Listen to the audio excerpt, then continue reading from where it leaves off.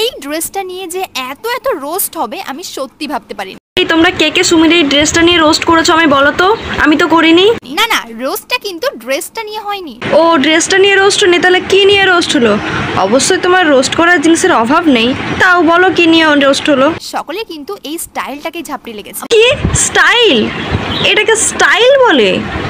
এটাকে আবার কি ধরনের স্টাইল? দেখে তো মনে হচ্ছে হারপিকের বোতল, আবার এটাকে নাকি স্টাইল বলে, জানতাম না। মানে আমি কেন চুলে আর হাতে স্ক্রাঞ্চিস পরেছি, সকলের প্রবলেম হচ্ছে এটা।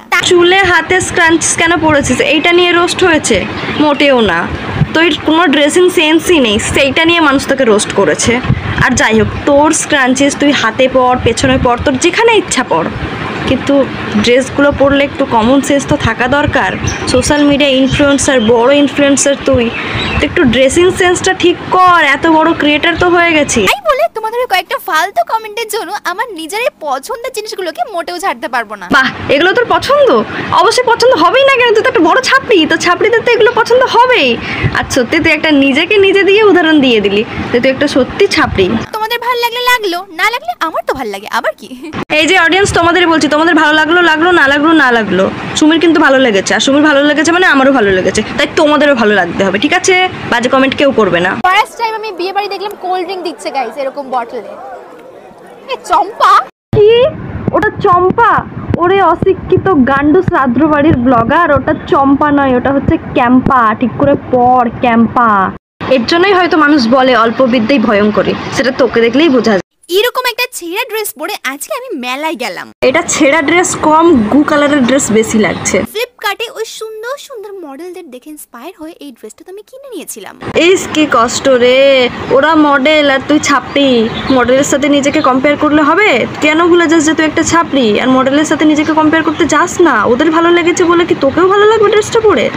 কখনোই না। না না, এই জানো না যে ব্যাগটা রিভিলিং। দেখো এদিকে আমি হেয়ারটা ওপেন রেখেছি, তার কারণ হচ্ছে ব্যাগটা আমার দেখাই যাচ্ছিল না। আনকমফোর্টেবল হচ্ছে এটা যে ব্যাগে যে নটটা দেওয়া রয়েছে না, ওটাতে কিছুক্ষণ পরে থাকলে তোমার বুঝবে মনে হয় কি একজন তোমাকে হাক করে রয়েছে। মানে ব্যাক সাইডে এতটা টাইট ফিল হচ্ছিল, বাট ওভারঅল লুকটা খুব ভালো লাগছিল, এই জন্য ওই ব্যাপারটা ভুলে গেলাম। আর তোমরা আমার যারা ভালো করে চেনো জানো, তারা জানো যে আমি কোয়ার সেট পড়তে খুব বেশি ভালোবাসি, তো ড্রেসটা আমার বেশ পছন্দের। দেখো এমনিতে কিন্তু লং হেয়ার আমি খুব একটা বেশ পছন্দ করি না, কিন্তু এরকম টাইপের ড্রেস পরলে মনে হয় যে হেয়ারটা আরেকটু লং থাকলে ভালো হতো, তাহলে কোনো ড্রেসে ব্যাকে যে কোনো ডিজাইন থাকলে কোনো সমস্যা হতো না, কারণ শো তো হতো না, তাই না? আচ্ছা, তোমার ব্যাকে হচ্ছে ওইরকম কাটার ডিজাইন আছে বলে তোমার পিকটা শো করছে, তার জন্য তোমার খারাপ লাগছে, তার জন্য একটু লং হেয়ার হলে আর কি ওই ব্যাগটা ঢাকা থাকতো।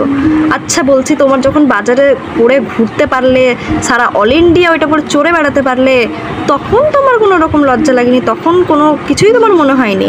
এখন ভিডিওটাও পোস্টও করে দিয়েছো, তোমার এতই ভালো লেগেছে ড্রেসটা পরে, আর এখন বলছো চুলটা একটু বড় হলে ভালো হতো, একটু কাটাটা কম হলে ভালো হতো, আমার ভালো লাগে না এই টাইপের। মানে নাটকও পারে আর কি, চুল দিয়ে পিঠটাকে ঢাকতো। আচ্ছা ব্যাপারটা এরকম হলো না যে শাক দিয়ে মাছ ঢাকা যায় না, সেই ব্যাপারটাই হলো সুমির ক্ষেত্রে, তাই না? আচ্ছা তোমাদের কি মনে হয় আমাকে কমেন্টে জানিও। যাই হোক গাইস, ভিডিওটা কেউ পার্সোনালি নিও না, আমি এটা জাস্ট ফানি ওয়ারে বানিয়েছিলাম ভিডিওটা, আর এটাকে কেউ গায়ে নিয়ে আমাকে কমেন্ট বক্সে এসে গালাগালি করতে এসো না, আমি জাস্ট ফানের জন্যই ভিডিওটা করেছিলাম। আর তোমাদের ভিডিওটা কেমন লাগলো আমার কমেন্ট করে অবশ্যই জানিও, আর ভিডিওটা ভালো লাগলে অবশ্যই লাইক, কমেন্ট অ্যান্ড সাবস্ক্রাইব অবশ্যই করো আমার চ্যানেলটাকে। তো যাই হোক, টাটা, দেখা হচ্ছে নেক্সট ভিডিওতে।